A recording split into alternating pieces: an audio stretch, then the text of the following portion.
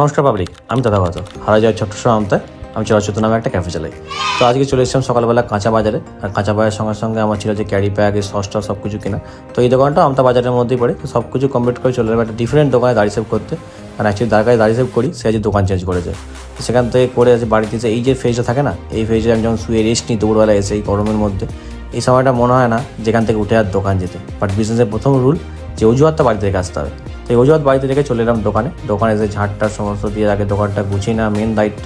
কারণ কাস্টমার যখন তখন লেগে যাচ্ছে এখন একটু বিকেল থেকে। সেই মতন দোকান রেডি করতে করতে কিছু কাস্টমার লেগে যায়। আর সেই যে শুরু হয়েছিল আর তারপর আর শেষ হয়নি।